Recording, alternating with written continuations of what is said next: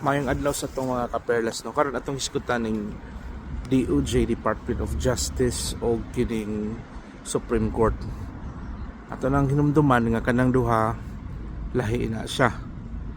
Kaya ang DOJ muna siya sakop na siya sa executive branch na magitulo ka branch ang soberentiya sa atong Pilipinas. Kanang una gitawag og legislative, kanang ang iyang bilong niya ang Senate Chamber o ang Congress. Ang ikaduha kanang gitawag og executive, kanang ang gadumala na ang atong pinakahiris ang atong presidente. Sakop niya ang mga daghan iyang masakop. So makita mo na ito na sa internet. So apil na niya, sakop na niya ang Department of Justice, mga kapulisan, ang defense nato sa Pilipinas, sakop na niya. Og ang ikatulo is ang judicial branch. Muna siya ang Supreme Court. So ang Supreme Court siya ang mag-interpret kung mo-decide og insakto ba or dili. So ang legislative sila ang naghimo sa balaod.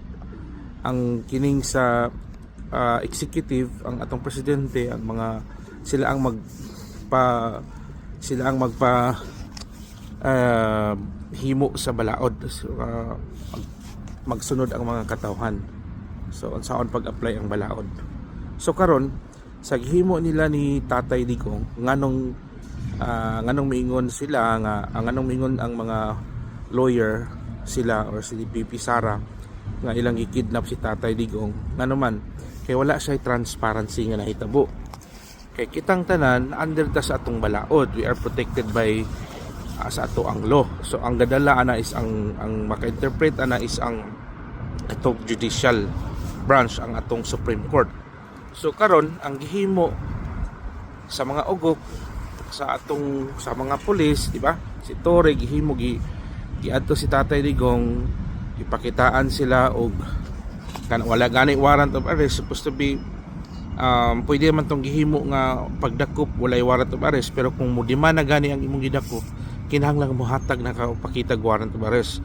Niabot na lang Netherlands si Tatay Digong, pila pa kada wala nila nadawat, di ba? So karon ang gasabot-sabot ramang god is ang DOJ, Department of Justice, which is under na kang sa presidente nato. So di ba ang head si, di ba, na dito ang plano kung saan pagdakop si Tatay Digong.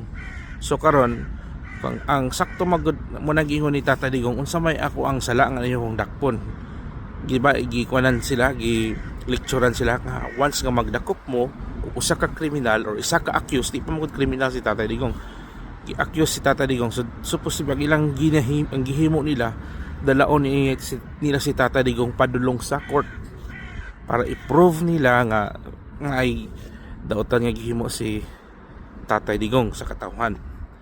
Aron ang Supreme Court sila ang magpamatuod nga okay, nasayop ka. Sila ang mohatag og sanction mo niyang imong. Pero ang nahitabo, gidali-dali nila og kuha, di ba?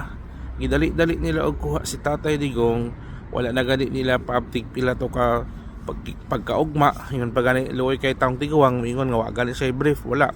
So ilang gibit-bit gidala, sila pa mismo ang nagbayad sa pagpadulong sa dahig, di ba?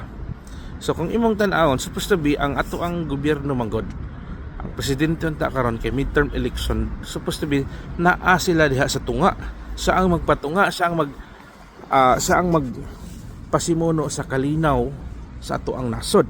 So kung naay ang mga politics unta ay nga nasa siya unta dapat mag-regulate. So karon sa manang nahitabo karon, siya pa mismo ang nagpadakop, sila pa mismo ang plano. Kung walay political nga agenda ba, no? Prosecution, so muna siya. So ang ilang gihimo, gidakop si Tatay Digong nga walay munang gitawag nga walay due process, wala nasunod ang unsay gisulti sa balaod. So ang ilang giingon tungod kay nagsunod sila sa ICC, kinsa may kadakop wala mao gani nga dili ang taga ICC gadala ni Tatay Digong or ang taga Interpol, kay wala sila jurisdiction nato, dili sila pwede makadampot. Kinahanglang mananghid pa sila sa atong judicial sa atoang gobyerno, sa atoang sobereintiya sa Pilipinas before sila himuon. So ang kung naamago kay, kung magpadala ka nila dito, mura na mo kag ikaw kini siyang tawhana, gisurrender nimo ni nila. Unta kung si tatay, kung usa ka kriminal nga notorious, example ga suicidal ba siya or ga tanom ba siya bomba diha, nadakpan siya, gidala siya sa ipadakpon siya dito, padala siya dito sa ICC kay, especially kung ang naghimo dili taga tua sa tagalaing nasod, so dalaon sa dito sa ICC para dito siya litison. Pero ang nahitabo manggod, imong kaugalingong tao nga Pilipino nga dili pa siya accused as criminal, dili pa siya kanang giakusar pa siya, dili pa siya convicted, wala pa na pamatud-an. So mauna siya nga dako kayong storya diha karon. So karon muna ang mga katawhan suko sa ilang gihimo tungod kay dili maayo, dili ingon pa, dili makatarungan, walay hustisya kung tarong ang ilahang paghimo ana. So muna karon atong makita nga ang mga katawhan nagwala ngano man, nasaksihan man gud sa atong mga katawhan unsay gihimo ni Tatay Digong sa atuang nasod. Yun sa niya tangan nahimong komportable ta sa unom niya katuig, daghan kay siyang ipanghimo. Di ba? So muna dili nimo masisi ang mga tao tibuok kalibutan nga mga Pilipino nganong ingana ang reaksyon. Tungod kay kini mga tao manggod nga na diha sa opposition, may ka maghimog storya tapos pag malanganin sila balihon na nilang storya.